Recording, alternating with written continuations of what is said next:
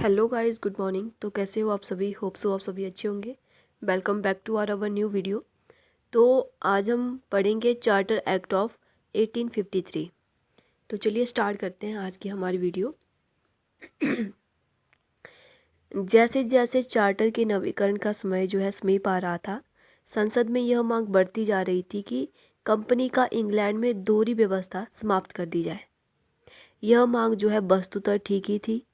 Directors के board का कोई लाभ नहीं रहा था। डायरेक्टरों के बोर्ड तथा नियंत्रण बोर्ड के कारण अनावश्यक देरी ही होती थी और व्यय भी बढ़ता था। यह मांग भारत में प्रेसिडेंसियों से भी एक आवेदन पत्र में आ गई थी और सुझाव यह था कि एक राज्य सचिव तथा एक परिषद की भारतीय कामकाज की देखभाल करे। यह भी अनुभव किया गया कि 1833 के चार्टर एक्ट में कानून बनाने के लिए स्थापित की गई व्यवस्था भी अपर्याप्त है। इसके अतिरिक्त देश में प्रदेशीय तथा राजनीतिक परिवर्तन आ चुके थे।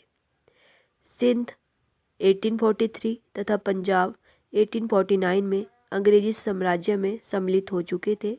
डलहौजी द्वारा बहुत सी रियासतों तथा बर्मा में पेंगू आदि सभी ब्रिटिश साम्राज्य में सम्मिलित करने के कारण साम्राज्य का क्षेत्रफल बहुत अधिक हो चुका था। इन नए प्रदेशों का संवैधानिक प्रावधान भी करना था। यह भी मांग थी कि शक्तियों का विकेंद्रीकरण किया जाए और भारतीय लोगों को अपने मामलों के प्रबंध में भाग लेना चाहिए। इंग्लैंड में इस विचार से कुछ लोग सहमत भी थे। उदाहरण के रूप में अप्रैल 1852 में लॉर्ड डर्बी ने संसद ने इस तथ्य पर बहुत बल दिया कि यह हमारा मानवता, परोपकार, नैतिकता तथा धर्म के नाम पर अवश्य कर्तव्य है कि सुरक्षा, बुद्धिमत्ता तथा विवेक को ध्यान में रखते हुए जितना शीघ्र हो सके भारतवासियों को अपने आंतरिक मामलों के निरीक्षण का अधिक कार्यभार दे दिया जाना चाहिए। ऐसे वातावरण में अंग्रेजी संसद को 1853 में चार्टर के नवीनीकरण के प्रश्न पर विचार विमर्श करना पड़ा।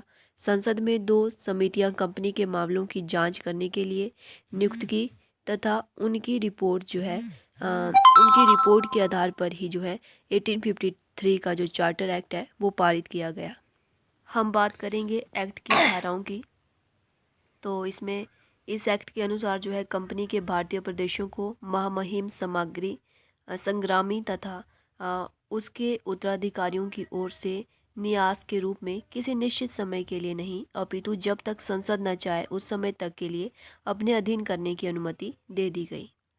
यह भी व्यवस्था की गई कि नियंत्रण बोर्ड, उसके सचिव तथा अन्य पदाधिकारियों का वेतन अंग्रेजी सरकार निश्चित करेगी, परंतु धन कंपनी देगी। कोर्ट ऑफ डायरेक्टर की संख्या 24 से 18 कर दी गई। इसमें से 6 क्राउन द्वारा मनोनीत किए जाने थे। नेक्स्ट है, नियुक्तियों के मामले में डायरेक्टरों का संरक्षण समाप्त हो गया क्योंकि नियुक्तियां अब एक प्रतियोगी परीक्षा द्वारा की जाने लगी, जिसमें किसी भी प्रकार का कोई भेदभाव नहीं रखा गया।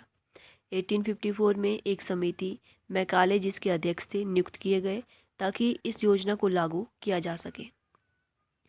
कोर्ट ऑफ डायरेक्टर को इस बात की अनुमति दी गई कि वह अपनी प्रेसिडेंसियां बना सके अथवा जो पुरानी प्रेसिडेंसियां है उन प्रेसिडेंसियों की सीमाओं में परिवर्तन कर सके। इस आज्ञा द्वारा 1859 में पंजाब में एक उपराज्यपाल की नियुक्ति की गई। यह भी व्यवस्था की गई कि क्राउन इंग्लैंड में एक विधि आयोग नियुक्त करे जो कि भारत के कानून व्यवस्था के लिए कंपनी को निर्देशित करे। नेक्स्ट है कि भारत में कार्यकारी तथा विधान संबंधी कार्यों के पृथकीकरण की भावना से विधान कार्य के लिए अन्य सदस्यों का प्रबंध किया गया। विधि सदस्य को गवर्नर जनरल की कार्यकारी परिषद का पूर्ण सदस्य बना दिया गया और जब यह परिषद कानून बनाने के लिए बैठते तो इसमें 6 अतिरिक्त सदस्य उच्चतम न्यायालय के मुख्य न्यायाधीश, एक अन्य न्यायाधीश, बंगाल, मद्रास, बम्बई तथा उत्तर पश्चिम प्रांत का एक प्रतिनिधि होना चाहिए। एक प्रांतीय प्रतिनिधि असैनिक पदाधिकारी हो जिनकी कंपनी की सेवा न्यूनतम 10 वर्ष की हो। नेक्स्ट है, गवर्नर जनरल को 2 अन्य असैनिक अधिकारी नियुक्त करने का भी अधिकार था, यद्यपि यह अधिकार कभी प्रयोग नहीं किया गया। इस विधान परिषद की कार्यप्रणाली अंग्रेजी संसद के अनुसार ही जो है निश्चित की गई, प्रश्न पूछे जा सकते थे और कार्य परिषद की नीति की विवेचना की जा सकती थी। परंतु कार्यकारी परिषद यानी कि एग्जीक्यूटिव जो काउंसिल थी, उसको विधान परिषद के विधेयक को नकारने का अधिकार था। तो गाइस, ये थी आज की हमारी वीडियो। आशा करती हूँ आप लोगों को वीडियो अच्छी लगी होगी। Thank you so much.